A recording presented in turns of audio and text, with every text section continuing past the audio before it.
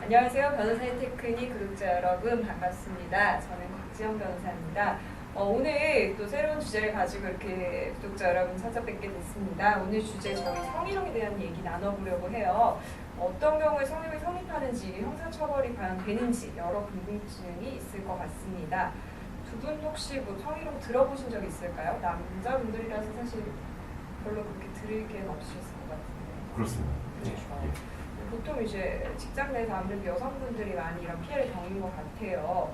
첫 번째 질문으로 넘어가 볼게요. 성희롱 형사처벌이 가능한가요, 민변님? 네, 이 부분에 제가 말씀을 드리면 프랑스 같은 국가는 이런 경우 처벌할 수 있는 형사처벌 규정을 두고 있습니다. 하지만 우리나라는 이에 관한 형사처벌을 할 수 있는 규정을 두고 있지는 않습니다. 다만 불특정 다수의 앞에서 공연히 이런 성희롱 언행을 하는 경우에 형사상 모욕죄에 해당되는 것은 있습니다. 네, 감사합니다. 우리나라는 성희롱 자체에 대한 형사처벌 규정은 없어요. 그렇죠? 그러면 직장 내 성희롱이 보통 많이 문제가 되는데 상사로부터 성희롱을 당했을 때 어떻게 해결해야 할까요, 주변님?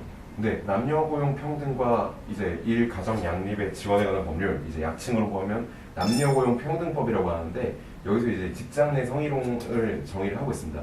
일단 기본적으로 쉽게 생각하면 사업주, 상급자 뭐 이런 사람들이 근로 직장 내 지위를 이용해서 이제 업무랑 관련해서 다른 근로자에게 성적 언동 등으로 성적 굴욕감, 혐오감 이런 걸 느끼게 하면 되는데요. 이제 성립이 되는데요. 이렇게 되면 보통 이제 사업주, 상급자는 기본적으로 직장 내 성희롱을 하면 안 되고 이런 게 되면은 누구든지 사업주에게 신고가 가능합니다. 그리고 이런 거에 있어서 이제 신고자나 피해자에게 불리한 처벌을 하게 되면 그 사업주는 형사처벌을 받게끔 규정이 되어 있습니다. 맞습니다. 일단은 직장 내에서 성희롱을 당한 경우에 보통 이제 직장 내 위법행위 같은 경우에 취업규칙에다 징계 사유가 명시가 되어 있을 테니까 직장 내 이런 사실을 신고하셔야 될 것 같고 적절한 조치를 좀 받으셔야 될 것 같습니다. 주변님이 잘 말씀해 주신 대로 만약에 성희롱 피해 사실을 겪은 당사자를 오히려 불이익한 처벌을 하게 되면 그 자체가 별도로 형사처벌이 되는 거죠. 그렇죠? 그렇습니다. 자, 이런 경우는 어떨까요? 누가 봐도 명백한 성희롱인데 정작 피해자 본인은 신고를 안 해요. 이때 내가 옆에서 보면 되게 당황스럽고 안타깝고 이런 케이스도 있을 것 같아요. 이때 내가 당사자는 아닌데 신고할 수 있을까요, 대표님? 네, 이런 경우는 관련 규정이 있습니다. 남녀고용평등법 제14조 1항에 의하면은 누구든지 직장 내 성희롱의 발생 사실을 알게 된 경우에 해당 사실을 사업주에게 신고할 수 있다라는 내용이 있습니다.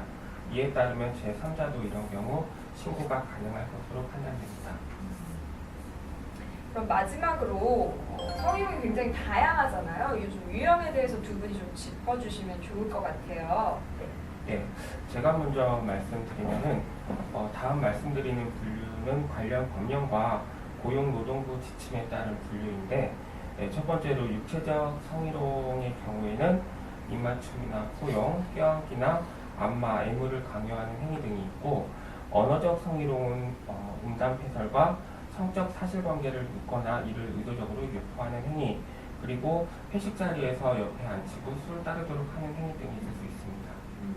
네, 다음으로 이제 시각적 성희롱을 보면은 특정 신체 부위를 음란한 눈빛으로 반복적으로 쳐다보는 행위, 뭐 자신의 성기나 특정한 어떤 성적인 부위를 고의적으로 노출하거나 만지는 행위, 뭐 외설적인 사진, 뭐 이런 거를 보여주는 행위, 편지나 팩스, 컴퓨터 등을 통해서 이러한 음란한 사진, 그림을 보내는 행위가 있고요. 기타 성희롱으로는 이제 뭐 다양한 어떤 그 성적 혐오감 유발하는 언어, 행동을 들 수 있겠습니다. 맞습니다. 그리고 또 추가하자면 이제 원하지 않는데 계속 만나달라고 하거나 나랑 데이트하자라고 요구하는 것들도 다 직장 내 성희롱에 해당이 될 수 있고요. 그리고 아까도 주변님이 잠깐 얘기해 주셨지만 정보통신망 이용자 촉진 등에 관한 법률을 보면 이런 음란한 문자나 이런 외설적인 표현들을 직접적으로 상대방한테 반복적으로 전달했을 때 형사처벌하는 규정이 있죠. 그래서 그거에 따른 형사처벌도 가능하니까 짚어보시면 좋을 것 같습니다.